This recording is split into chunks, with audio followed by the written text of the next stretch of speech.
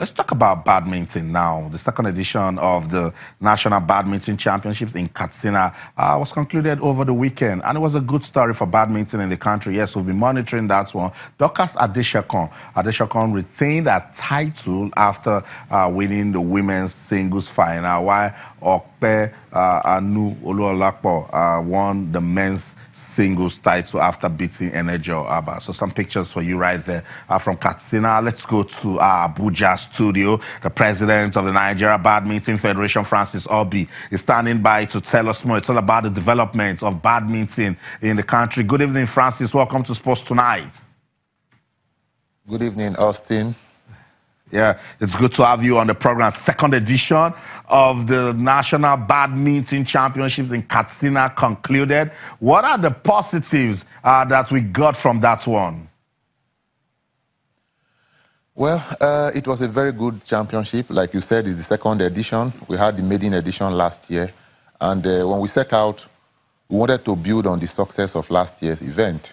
So there are a lot of exciting matches and a lot of discoveries.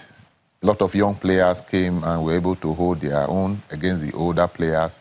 And for us, on the board, we were very excited because it shows that the future of the game is very bright in Nigeria. We already have a succession plan in place for those who will take over from the senior players when their playing days are getting over. Dorcas once again showed us that she can play good badminton. I think, don't you think it's about time we start looking for players? And she has said that she wants more Nigerians to follow in a direction so that we can have more players qualify for the Tokyo 2020 Olympics. Don't you think it's about time for the Federation to give us more Dorcas Adeshokons?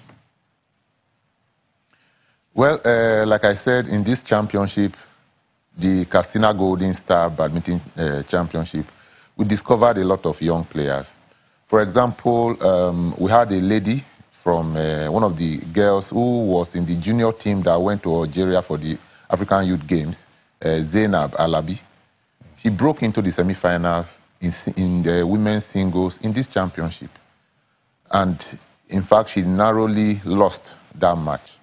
So for us, we have a lot of, in fact, there's also another young girl from Kwara who got to the, I think, the quarterfinals. She was also in Algeria. We have quite a few of them. In the men's singles, we had Balarabe from Bauchi who played the semifinals against Anu for Anu to get to the finals. And for us, when those young players were able to get to that stage and level in this championship, it spoke volumes that really and truly we have everybody up there should really be up and doing, or else the younger ones are coming very hungry and they are ready to knock them out.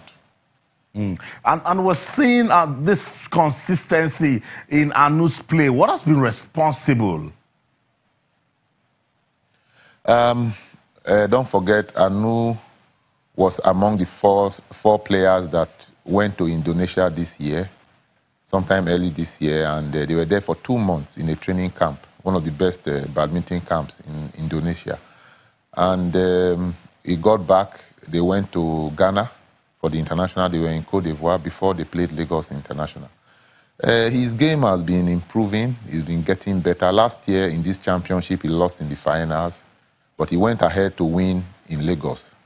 And this time around, he was able to clinch the title in Katsina. And that has really, before he was the top seed, and I think he's training very hard and he's working very hard. There's no shortcut, there's no other way. And we're advising all our other players to also give him a tough fight. We don't want him to sit there comfortably. Sounds good. Just stay right there, Francis Orbih, Sports Tonight on Channels Television. Let's go on this quick break. When we come back, next port of call is Lagos. What's going on with badminton when it comes to Lagos? Francis Orbih will tell us, so don't go anywhere. Stay.